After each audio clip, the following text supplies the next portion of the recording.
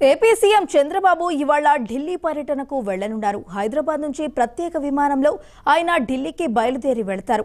నక్సల్స్ ప్రభావిత రాష్ట్రాల ముఖ్యమంత్రులతో కేంద్ర హోంశాఖ నిర్వహించే సమావేశానికి సీఎం చంద్రబాబు హాజరు కానున్నారు. ఈ సమావేశంలో 7 రాష్ట్రాలకు సంబంధించిన ముఖ్యమంత్రులతో నక్సల్స్ అణిచివేతలపై చర్చించనున్నారు. సమావేశం అనంతరం ప్రధాని మోదీ, కేంద్ర మంత్రి హోంశాఖ అమిత్ షా, రైల్వే శాఖ మంత్రి అశ్విని వైష్ణవ్తో పలువురు కేంద్ర మంత్రులను కలిసి అవకాశం ఉంది.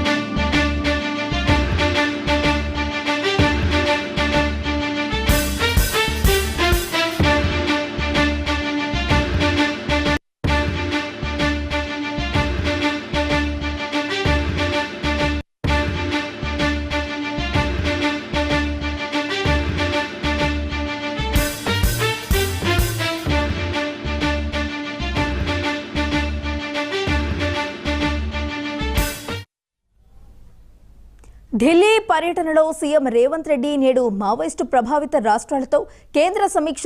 తెలంగాణ నుంచి సమీక్షలో పాల్గొననున్న సీఎం రేవంత్ రెడ్డి వరద నష్టంపై కేంద్ర పెద్దలను కలవనున్న రేవంత్ రెడ్డి అనంతరం ఏఐసీసీ పెద్దలతో భేటీ కానున్న రేవంత్ రెడ్డి తెలంగాణ వ్యవహారాలపై నేడు రేపు ఏఐసీసీ పెద్దలతో భేటీ కానున్నారు.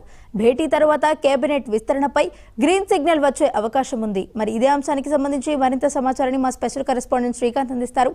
శ్రీకాంత్, చెప్పండి. ఈరోజు ఏదైతే కేంద్ర మంత్రుల సమావేశం నాటి నక్సల్స్ ప్రభావిత రాష్ట్రాలకు సంబంధించినటువంటి ముఖ్యమంత్రులతో ఈరోజు హోంమంత్రి అమిత్ షా భేటీ కాబోతున్నారు. ముఖ్యంగా 7 రాష్ట్రాలకు సంబంధించి ఇటు తెలుగు రాష్ట్రాల సీఎంలు కూడా అటెండ్ కాబోతున్నట్టు తెలిసింది. ముఖ్యంగా ఇప్పటికే సీఎం రేవంత్ రెడ్డి నిన్ననే ఢిల్లీ బయలుదేరి వెళ్లారు. ఈరోజు సీఎం 7 రాష్ట్రాలకు సంబంధించినటువంటి సీఎంలు, ముఖ్యంగా కేంద్ర హోంశాఖ మంత్రి ఎవరైతే ఉన్నారో అమిత్ షా నేతృత్వంలో విజ్ఞాన్ భవన్ లో ఈ సమావేశం ప్రారంభం కాబోతుంది. 2 రోజుల పాటు ఈ సమావేశం జరగబోతుంది. ఎందుకంటే అమిత్ షా ఇప్పటికే ప్రకటించారు 2026 వరకు నక్సల్స్ ని పూర్తిగా అంతమొందిస్తామని ప్రకటించిన నేపథ్యంలో ఈ నక్సల్స్ ప్రభావిత రాష్ట్రాలు ఏవైతున్నాయో ఆ రాష్ట్రాలు బీహార్, ఛత్తీస్గఢ్, జార్ఖండ్, ఒడిశా, మహారాష్ట్ర, మధ్యప్రదేశ్ తో పాటు తెలంగాణ, ఆంధ్రప్రదేశ్ ఈ రాష్ట్రాల్లో ఎక్కువ ప్రభావం ఉందని చెప్పి భావిస్తుంది. ఈ తీవ్రవాద ప్రభావం ఎలా ఎదుర్కోవాలి దాని మీద దీర్ఘంగా చర్చించే అవకాశం ఉంది. రాష్ట్రాలకు సంబంధించిన డీజీపీలు, ఉన్నతాధికారులు కూడా ఈ సమావేశంలో పాల్గొనున్నారు. అయితే మొత్తానికి ఈ సమావేశం అనంతరం 2 రోజుల పాటు సీఎం రేవంత్ రెడ్డి ఢిల్లీలో ఉన్న నేపథ్యంలో ఇటు కేంద్ర ప్రభుత్వంలోని కేంద్ర మంత్రులను కూడా కలవనున్నారు. ఇప్పటికే పలువురి అపాయింట్మెంట్ కన్ఫర్మ్ అయింది. మరికొంతమంది అపాయింట్మెంట్ కోసం వెయిట్ చేస్తున్నారు. అయితే ఇప్పటికే రాష్ట్రానికి సంబంధించి వరద సహాయం 10,000 కోట్ల అంచనా నష్టం జరిగిందని అంచనా రూపొందించినప్పటికీ కేంద్రం నుంచి 400 కోట్లే వచ్చింది. అయితే దీన్ని మరింత పెంచాలి వరద సహాయం అని చెప్పి సీఎం రేవంత్ రెడ్డి కోరనున్నారు. ముఖ్యంగా రాష్ట్రానికి సంబంధించినటువంటి ఏదైతే బకాయిలు ఉన్నాయో వాటిని వెంటనే విడుదల చేయాలని కూడా కేంద్రంలోని కేంద్ర మంత్రులను కలిసి విజ్ఞప్తి చేయనున్నారు. అయితే ముఖ్యంగా ప్రధాని మోడీ అపాయింట్మెంట్ కూడా కోరినట్టుగా తెలుస్తుంది. దీన్ని అపాయింట్మెంట్ కన్ఫర్మేషన్ కూడా వేచి పరిస్థితి కనిపిస్తుంది. అయితే ముఖ్యంగా రాష్ట్రానికి సంబంధించిన నిధులతో పాటుగా తర్వాత ఏఐసీసీ పెద్దలను కలవనున్నట్టుగా తెలిసింది. అగ్రనేత రాహుల్ గాంధీతో పాటుగా కేసీ వేణుగోపాల్, తర్వాత మిగతా అగ్రనేతలను కలిసే పరిస్థితులు ఉన్నట్టు తెలుస్తుంది. ముఖ్యంగా ఇప్పటికే మంత్రివర్గ విస్తరణకు సంబంధించి నాన్స్తో వస్తున్నారు. దాదాపు 10 నెలలు పూర్తిగా వస్తుంది ప్రభుత్వం ఏర్పడి. ఇప్పటి వరకు 6 పెండింగ్ ఉన్నాయి కేబినెట్ పోస్టులు. సో వీటిపై చర్చించే అవకాశం కనిపిస్తుంది. ముందుగా 4 అయితే భర్తీ చేయాలనే ఆలోచనలు భావిస్తున్నట్టు తెలుస్తుంది. చాలా వరకు నామినేటెడ్ పోస్టులు కూడా ఇంకా భర్తీ చేయాల్సిన పరిస్థితి ఉంది.